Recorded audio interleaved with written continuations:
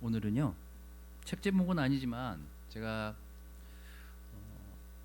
온전히 주님께 이르는 길 이렇게 제목을 정했고, 여러분들에게 오늘 너무나 잘 아는 내용이지만 제가 읽었던 논문을 좀 발췌를 해왔는데, 여러분들하고 같이 좀 알아야 될 내용들이 좀 있어서 같이 좀 보면 좋을 것 같다는 생각이 들어서 내용을 좀 정리를 좀 해왔습니다만, 정리가 잘 될까 모르겠습니다.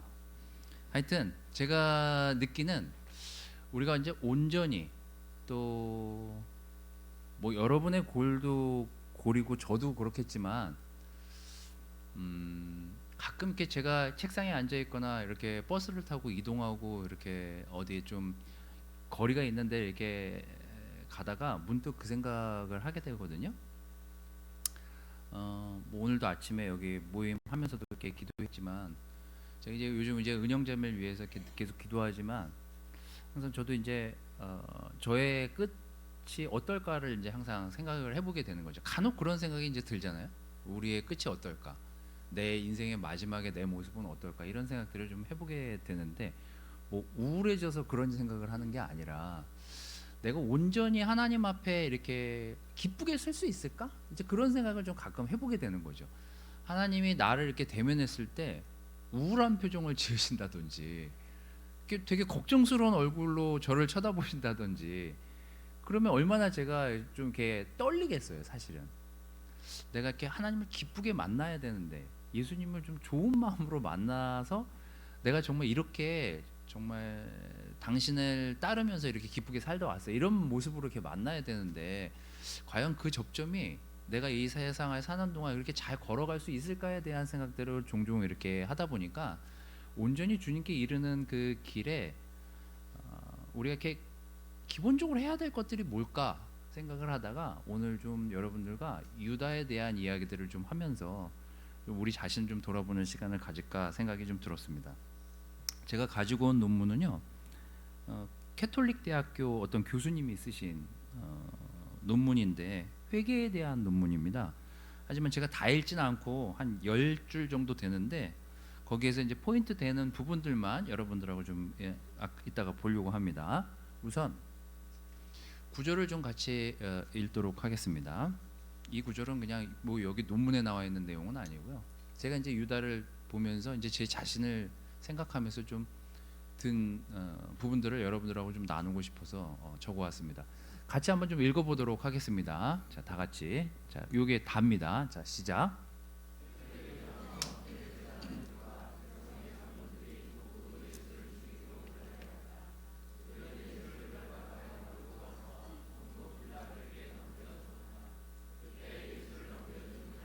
그가 유죄 판결을 받으신 것을 보고 뉘우쳐 그 은돈 30잎을 대제사장들과 장로들에게 돌려주고 말하였다.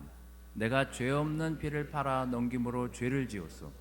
그러나 그들은 그것이 우리와 무슨 상관이요, 그대의 문제요 하고 말하였다. 유다는 그 은돈을 성전에 내던지고 물러가서 스스로 목을 매달아 죽었다.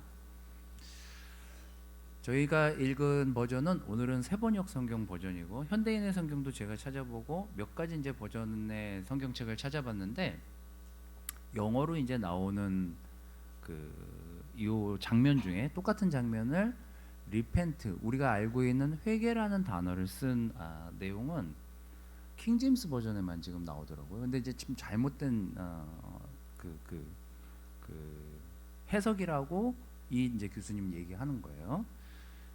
우리가 알고 있는 회개는 신약에 총 36번이 나온답니다, 이 논문에 의하면. 그리고 지금 유다가 하고 있는 이 행동, 이거는 이제 뉘우침, 이거는 그냥 깨달음이란 단어로 헬라어가 쓰여졌다는 거예요. 근데 이런 단어들이 신약에 총 한 6번 정도 쓰였다고 합니다. 그 내용은 제가 뒤에 성경 구절을 다 적어왔기 때문에 여러분들이 나중에 보시면 되겠고, 그래서 이분이 얘기한 게 뭐냐, 평범한 의미에서의 말하는 생각의 바꿈, 생각이 바뀌었어요. 내가 이게 맞는 줄 알았는데 이게 아니었던 거죠. 지금 유다가 하고 있는 행동은 생각이 바뀐 거예요. 아, 내가 맞는 줄 알고 이렇게 살아왔는데 이게 아니었구나. 내가 맞는 줄 알고 이렇게 행동했는데 그게 아니었네. 이렇게 돌이킨 거예요. 자,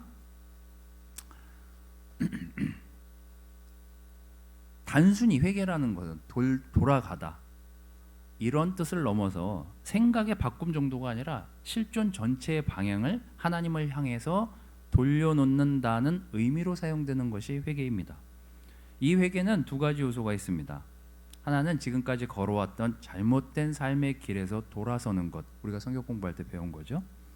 두 번째는 하나님을 향해서 나아가기로 결정하는 것, 하나님의 본연의 관계로 돌아가는 것이 회개입니다. 이러면서 이제 이 논문의 이 내용들이 이렇게 쭉 나와요.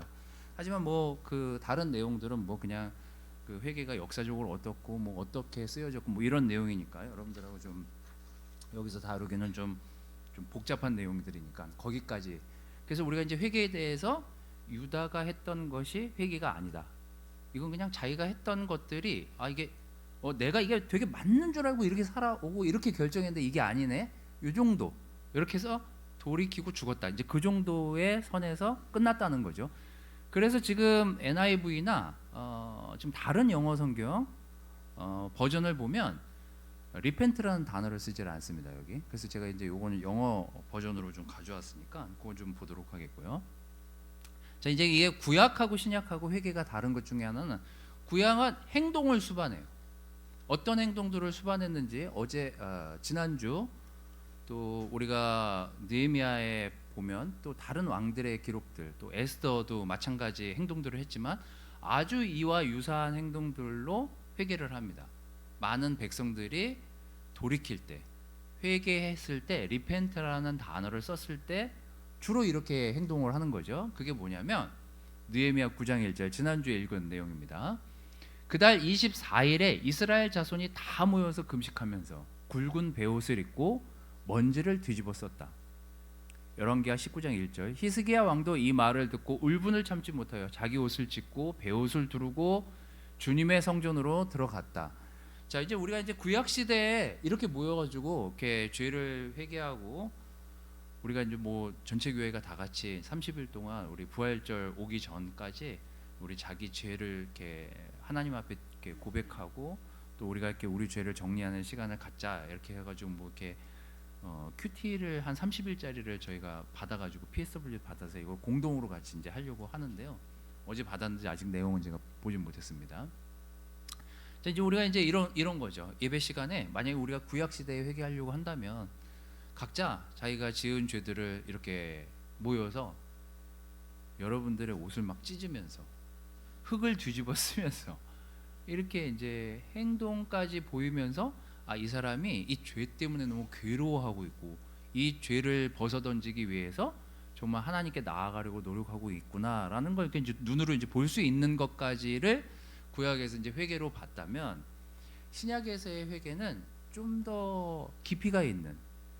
그러니까 우리가 이렇게 이 사람이 뭐 옷을 찢고 뭘 행동하진 않는다 하더라도 그게 이제 마음의 중심에 이 회개를 어떻게 하고 있는지를 보는 게 신약에서 보고 있는 회개라는 거죠. 자, 그런 의미에서 주님께 온전히 이르는 길에 빠질 수 없는 게 저는 회개라는 생각이 들거든요. 우리가 이게 뭔가 클릭이 딱 되고 이렇게 살아야 되겠다. 예수님만이 내 인생의 삶을 바꿔주실 수 있는 분임을 우리가 확신했을 때 우리가 삶을 확 바꿔서 이렇게 하나님 말씀대로 살려고 노력을 하잖아요. 그 진정한 회개가 있지 않고서는 온전히 주님께 이르기가 힘든 게 이 땅에서의 삶인 거죠. 그래서 이제 예수님을 온전히 우리가 맞닥뜨리고 만나서 교제하고 즐겁게 시간을 보내고 기쁘게 그분을 만나기 위해서 우리가 해야 될 게 뭐냐? 진정성 있는 회개가 뭘까 그러면? 주님을 온전히 만나기 위해서 우리가 온전히 하나님께 나아가서 기쁜 마음으로 하나님을 대면하고 예수님을 대면할 수 있는 그게 뭘까를 생각해 보면 그 딱 회개밖에 없거든요. 자, 그러면 이제 이 회개를 어떻게 할까? 유다가 답을 주고 있는 내용들이 있습니다. 그걸 좀 보려고 합니다.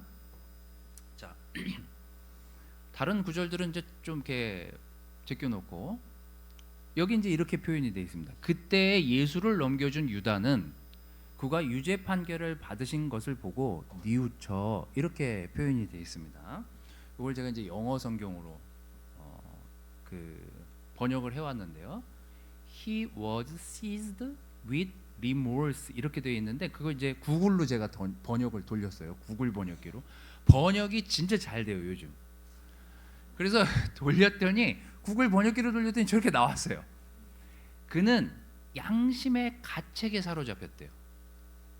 그래서 제가 파파고로도 돌려보고, 그 다음에 챗봇에도 돌려보고, 이렇게 몇 개 돌려봤어요. 요즘 막 많잖아요 번역기. 돌려봤더니 거의 여기서 벗어나지 않아요. 그러면 이제 그 번역에서 seize, 이게 단어가 무슨 뜻인지, remorse라는 단어가 무슨 뜻인지 이제 그것만 보면 되겠죠. 이제 그래서 그것도 이제 제가 밑에다 적어왔습니다. 유다가 한 게 뭘까? 자책감이 들었어요. 자기 연민에 빠졌어요. 뭘 잡았냐면, 뭘 붙들었냐면 예수님을 붙들었는 게 아니에요. 뭐가 자기가 잘못이 클릭이 돼가지고 내가 정말 주님께 몹쓸 짓을 하고 돌이킬 수 없는 죄를 졌구나, 이런 뉘우침이 아니었어요. 지금 이제 이 유다가 하고 있는 행동이 베드로가 하고 있는 행동하고 다르다는 부분이 있는데, 제가 그 베드로가 그 회개한 부분은 제가 가져오진 않았지만 여러분들이 이제 이걸 가서 읽어보시는 거죠. 베드로가 어떻게 회개했는지 제가 다분 설명을 드리도록 하겠습니다. 자, 우리가 유다가 살아왔던 행적들이 사복음서에 이렇게 곳곳에 이렇게 연출이 좀 돼 있는데, 유다는 멍청한 사람이 아니었어요. 굉장히 똘똘했습니다. 여러분들이 본 사복음서에 나온 유다는 그냥 베드로처럼, 뭐 베드로가 무식했다는 건 아니지만 유다만큼 똑똑하지는 않았던 것 같아요. 유다만큼 똑똑하지 않았어요. 베드로는 되게 이렇게 불같은 성격을 가졌고, 요한도 마찬가지지만 거기 이렇게 캐릭터들이 나오잖아요. 제자들의 캐릭터들이 나오는데, 제가 봤을 때 굉장히 똑똑한 사람이었어요. 그리고 그 마리아가 향유를 부을 때 벌써 계산하는 그 계산 방식이나 그 값어치를 놓고 따지는 그 내용들을 보면 유다가 그냥 논리가 없는 사람이 아니었던 거예요. 근데 우리가 회개에서 우리가 좀 알아야 될 것 중에, 회개 중에 진짜 어려운 회개가 있어요. 그게 무슨 회개일까요? 회개 중에 진짜 어려운 회개가 있어요. 제가 다 죄져 보셨죠? 다 죄져 본 경험이 있잖아요. 나는 정말 태어나서 지금까지 순결하다 이런 분은 없으니까 이제 여러분의 느낌을 제가 물어보는 거예요. 저도 얘기할 테니까 여러분들 얘기해 보세요. 죄 짓고 나면 어때요? 무섭고 불안하고요. 맞아요. 불안하죠. 근데 이걸 한번 스킵하고 한번 이렇게 제껴버리면 어떻게 돼요? 무겁긴 하지만 그래도 살만해요. 살 것 같아요. 그래도 살아갈 수 있을 것 같아요. 이게 진짜 무서운 게, 회개가 안 된 죄들이 마음속에 있는 상태에서 이게 계속 가잖아요. 이게 이제 유다 같은 생각을 할 가능성이 높은 게 우리예요. 이 굉장히 무섭습니다. 죄라는 게 뭐냐면, 죄가 이게 내가 일부러 그런 게 아니라 변명도 이게 붙기 시작하지만, 죄에 내가 지은 죄에 변명도 붙이기 시작하지만, 더 무서운 죄가 뭐냐면요, 양심이 반응을 하지 않는 거예요. 점점. 근데 이 양심이 반응하지 않는 이유 중에 하나가 뭐냐면 자기 의로움에서 비롯되는 거예요. 이 자기 의로움이 얼마나 무섭냐면요, 나는 맞고 상대는 틀리고 나는 잘 지금까지 살아왔고, 이게 굉장히 위험한 거거든요. 근데 이게 자꾸 하나님을 믿는 사람들이 계속 종교인처럼 보이게 하는 아주 엄청난 죄의 결과를 만들어냅니다. 유다가 바로 그런 사람이었어요. 뭐였냐면 자기는 동계도 맡았고 중요한 12제자 중에 한 사람이었고 자기는 중요한 요직에 계속 있었거든요. 그래서 틀릴 수가 없었어요. 이 친구는 틀리면 안 되는 사람이었어요. 근데 자기가 원하는 방법대로 예수님이 가지 않는 걸 보면서 팔 거로 결정을 해요. 그래서 돈을 주고 팔았단 말이죠. 근데 돈을 주고 팔고 나서 보니 그래도 이분이 예수님인 것 같아. 근데 이걸 그래서 돌이켜서 가서 돈이라도 갖고 양심의 가책이라도 좀 덜어버리려고 가서 돈을 돌려주고 싶은데 받질 않아요. 그래서 버리고 죽게 되는 선택을 하게 됩니다. 근데 예수님이 제자들을 부를 때 하신 말씀이 딱 있어요. 마가복음 1장 14절 15절 말씀인데요. 여기 예수님이 제자들을 부를 때 딱 한 말씀 하세요. 한 문장으로 뭐라고 나오냐면 회개해라. 그게 리펜트라는 단어를 쓰거든요. 회개해라. 그리고 그 다음에 뭐가 나오냐면 말씀을 믿어라. 이렇게 나와요. 예수님이 우리한테 얘기하시는 회개의 과정이 뭐냐면, 자, 돌이켰어? 그럼 내 말을 믿어. 네 주변에 있는 그 사람들이 하는 그 말 말고 내 말을 믿어. 그게 뭐예요? 우리에게 주어진 말씀인 거죠. 이게 유다와 베드로가 회개한 차이예요. 자, 이 구절을 잘 보십시오. 여기 말씀에 찔렸다는 내용이 단 한 문장도 한 줄도 나오지 않아요. 근데 베드로가 회개한 장면을 마태복음하고 그 마가복음하고 누가복음 이게 나오거든요. 중간중간 찾아보세요. 베드로가 말씀이 생각나서 이렇게 기록이 되어 있어요. 예수님이 하신 말씀이 떠올라서 이렇게 기록되어 있어요. 뭐냐면 말씀이 우리 안에 깊이 들어와 가지고 우리 삶을 완전히 바꿔서 예수님이 맞구나. 그 말씀이 맞았구나. 그렇게 살아야 되는구나. 이러고 바뀐 게 회개해야 되는데, 내가 예수님하고 지금 3년을 지냈어. 5년을 지냈어. 내가 중요 보직을 다 맡았어. 그래서 우리가 교회 생활 오래 하면 위험해진다는 거예요. 저는 지난주에 제 설교보다도 사실 반응이 놀라웠어요. 이진재 형제가 올라와가지고 한 얘기가 뭐예요? 자기 죄 막 얘기했잖아요. 자기 죄가 이슈가 아니에요. 자기 죄도 막 얘기했지만 기도를 많이 해서도 문제라고, 금식을 많이 해서 문제고, 성경을 많이 읽어서 문제라고요. 그래서 우리가 교회에서 오래 생활을 하다 보면 영크리스찬들이나 좀 이렇게 성경을 안 읽는 사람 보면 우리가 어떻게 그 사람들을 보기 시작하냐면 이렇게 보는 거죠. 왜 저렇게 성경을 안 읽을까? 그래서 그 이면에 나는 이렇게 큐티를 많이 하는데, 난 이렇게 기도를 많이 하는데, 난 이렇게 금식을 많이 하는데, 그게 바리새파 사람들 하던 거 아니에요?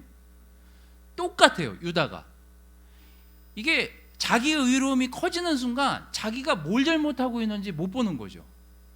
그래서 진짜 어려운 회개 중에 가장 큰 어려운 회개가요, 셀프 라이처스예요. 제가 봤을 때는 자기의 의로움이 커지잖아요. 이거 회개하기 엄청 어려워요.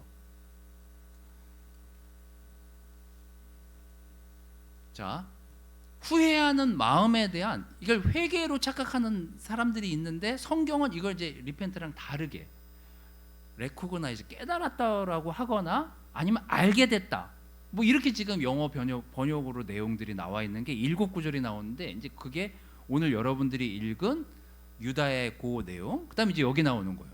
뭐 여러분 아시다시피 아버지가 포도원에 일 가라고 시켰는데 첫째 아들이 뭐라 그래요? 싫어요. 땡깡 부리잖아요. 우리 자식들 같잖아요. 그리고 정말 사랑스러운 건 그러고 뉘우치고 가잖아요.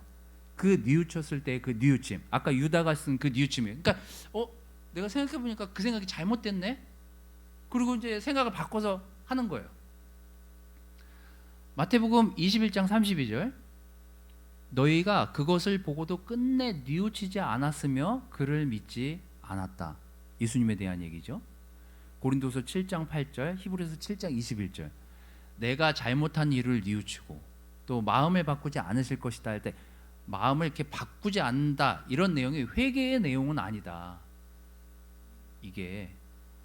이건 그냥 자기가 생각했을 때 오판. 내가 판단 잘못했네. 내가 이게 공부할 땐 이랬는데 지나고 나서 버전이 업그레이드 된 걸 보니까 내가 공부했던 게 틀렸네. 이 정도예요. 그냥 막 완전히 마음이 깨지고 말씀에 의해서 막 속이 뒤집어지고 정신이 막 혼미해지고 성경이 우리한테 그런 의미잖아요. 그렇게 해서 변화된 게 아니라는 거예요. 그래서 우리가 회개에 대해서 한번 고민을 해봐야 될 시기가 도래한 게 아닌가 생각이 좀 들었습니다. 내가 목사를 오래 해서 영적인가? 전혀 아니거든요. 왜 안 영적일까? 왜 나는 말씀을 보면서 어떤 사람들을 자꾸 판단할까? 깊은 하나님과의 관계에서 말씀을 읽으면서 다시 나를 변화시키고 완전히 깊은 깨어짐이 매일매일 내 삶에 주어졌을 때 우리가 온전히 주님 앞에서 회개하는 그 기쁨을 느낄 수 있는 거죠. 이게 우리가 성경 공부하고 세례 받을 때 그 느낌인 거예요. 예를 들면 우리가 말씀에서 계속 말씀이 들어오니까 가서 큐티 좀 해봐요, 가서 좀 적어봐요 막 이랬을 때 우리가 사무실에 들어와가지고 막 성경 말씀이 막 떠오르잖아요. 그리고 막 정리가 되고 이래서 내가 죄가 이게 해결이 안 됐구나. 이게 내가 깨지지 않는 이유가 내 고집스러움 때문이었구나. 우리가 말씀을 통해서 말씀이 막 마음 안에 들어와서 막 이걸 내가 지금까지 살아온 많은 삶의 환경들을 말씀으로 보고 바꾸게 만드니까 삶이 뒤집어지잖아요. 그게 이제 온전한 회개가 되는 거예요. 그래서 우리에게 오늘 이 시간 이런 경험들이 계속해서 있냐는 거예요. 그냥 내가 잘못했나? 내가 좀 오해했나? 이런 정도가 아니라는 거예요. 그래야만 온전한 회개가 무엇인지 알 수 있다. 자, 고린도서 7장 10절 11절 하나님의 뜻에 맞게 마음 아파하는 것은 이게 여기에서 이제 단어가 리펜트라는 36개 단어 중에 하나예요. 하나님의 뜻에 맞게 마음 아파하는 것, 회개를 하게 하여 구원에 이르게 함으로 이때부터 후회할 것이 없게 된대요. 그러나 세상 일로 마음 아파하는 것은 죽음에 이르게 합니다. 아까 유다가 했던 게 바로 이거예요. 세상 일과 세상 지식으로 마음 아파하고 괴로워했기 때문에 죽음에 이르게 되는 거예요. 보십시오. 하나님의 뜻에 맞게 마음 아파함으로써 여러분에게 얼마나 많은 변화가 일어났습니까? 여러분이 나타냈던 그 열정, 그 변호, 그 의분, 그 두려워하는 마음, 그 그리워하는 마음, 그 열정, 그 응징은 참으로 놀라운 것입니다. 무엇이 여러분을 그렇게 바뀌었냐고요? 바로 말씀이 여러분들 안에 깊이 뿌리 내렸을 때 속이 뒤집어지면서 정신이 뒤집어지면서 내가 정말 죄인이구나. 내가 정말 하나님 앞에 정말 큰 죄를 지었구나. 돌이켜야 되겠다. 여기까지. 이게 진정한 회개라는 것입니다. 여러분과 저에게 우리가 오늘 다시 한번 회개에 대해서 돌아볼 수 있는 시간이 되었으면 좋겠습니다. 그래서 요엘은 이걸 예견이나 했듯이 너희가 자꾸 퍼포먼스 막 물고 막 옷을 찢고 이런 거 하지 말아라. 그냥 하나님한테 가라. 마음을 찢어서. 주님께서는 은혜롭고 자비롭고 오래 참으시고 한결같은 사랑을 베푸시고 불쌍히 여기는 마음이 많으셔서 뜻을 돌이켜 재앙을 거두기도 하신다. 그래서 오늘 우리가 온전한 회개에 이르르잖아요. 재앙도 피할 수 있습니다. 하나님의 뜻을 돌이킬 수 있는 것이 진정한 회개인 거예요. 하나님이 뜻을 바꿔서 그래 내가 다시 한번 너를 용서할게, 사랑할게. 이래서 우리가 지금 여기 있는 거 아닙니까?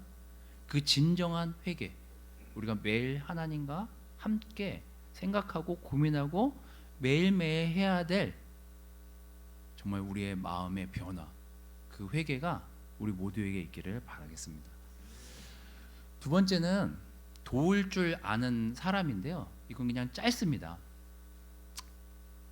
마태복음 27장 5절에 보면 유다는 그 은 돈을 성전에 내던지고 물러가서 스스로 목을 매달아 죽었다. 그에게 있어서의 삶에 더 이상의 중요하게 여겨지는 것들이 없다라고 생각했을 때 그가 선택한 것은 죽음이라는 것밖에 없었다는 거예요. 그리고 그는 결국 극적인 처방을 내리게 되죠. 에베소서 4장 31절 32절,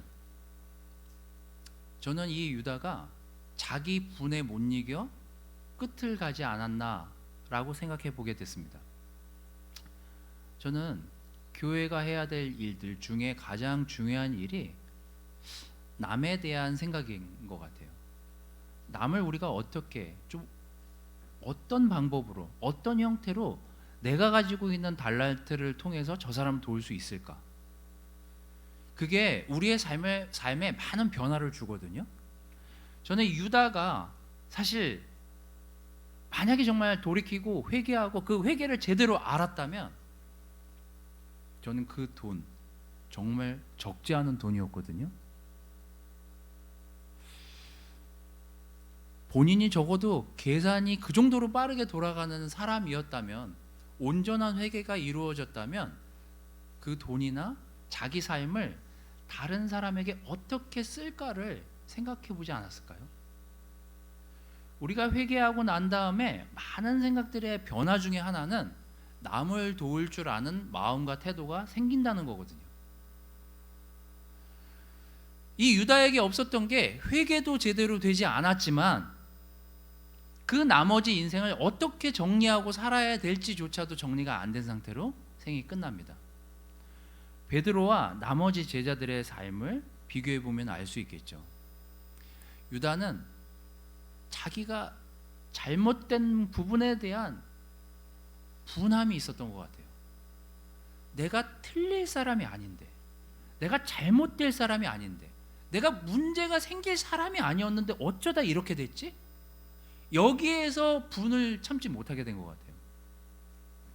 한 가지, 우리는 늘 실수할 수 있고, 우리는 늘 다시 똑같은 죄에 봉착할 수 있고, 우리는 늘 하나님 보시기에 부족한 문제에 봉착할 수 있는 게 저희들이라는 사실을 잊지 마시기 바라요. 우리는 오늘도, 내일도, 또 다음 주도 우리는 실수할 수 있는 사람들입니다. 하지만 하나님이 기다리시는 동안 우리는 회개할 시간이 남아 있어요. 그리고 그 회개할 시간에 우리가 그럼 무엇을 할지를 생각해 볼 수 있는 시간 또한 우리에게 주어져 있습니다. 그게 오늘일 수 있어요. 그래서 에베소서 4장 31절 32절 말씀은 모든 악독과 격정과 분노와 소란과 욕설은 모든 악유와 함께 내버리래요. 서로 친절히 대하고 불쌍히 여기고 하나님께서 그리스도 안에서 여러분을 용서하신 것과 같이 서로 용서하랍니다. 저는 우리가 이런 태도로 주님께 나아가길 바라요. 요 며칠 제가 많은 여러 가지 교회 현안들을 놓고 기도하고 여러 사람들을 떠올리면서 제 스스로를 돌아보면서 이런 생각을 하고 있는 거예요. 나는 회개를 제대로 하고 있는 건가? 나는 나의 의로움의 어떤 것에 빠져서 살고 있진 않았나? 남을 쉽게 너무 평가하고 있진 않나? 그래서 또 내가 하나님 앞에 죄를 짓고 있는 건 아닐까? 이런 생각이 좀 문득 들었습니다. 저뿐만 아니라 우리 모두 한 사람 한 사람 이런 생각들을 좀 정리하시면서 우리가 온전한 회개와 함께 하나님께 온전히 나아가서 그분과 깊은 관계를 맺고 있는지를 다시 한번 생각해 보시는 시간이 되기를 바라겠습니다. 저는 우리 모두 온전히 주님께 이르기를 바라요. 하지만 거기에는 진정한 뉘우침, 진정한 회개가 수반되어야 된다라고 생각합니다. 우리 모두 그걸 경험했던 사람으로서 회개 없이 하나님 만날 수 없거든요. 그렇다면 우리가 우리 마음 안을 살펴서 내가 오늘 말씀에 제대로 반응하면서 회개할 것을 찾고 있는지, 아니면 내 의에 빠져서 내 죄는 보지 못하고 다른 사람의 죄를 보면서 나는 괜찮아, 이 정도면 죄 짓는 거 아니야 라고 그런 잣대의 기준에 뉘우침만을 계속해서 하고 있는 삶을 살고 있지는 않은지 한번 생각해 보시면 좋을 것 같습니다. 그리고 우리가 회개했다면 다른 주변에 있는 형제자매들에게 내가 가진 달란트를 사용해서 도와주고 서로 아낄 줄 알고 서로 사랑할 줄 아는 그런 태도를 가지시는 형제자매들이 됐으면 좋겠습니다. 말씀을 마치도록 하겠습니다.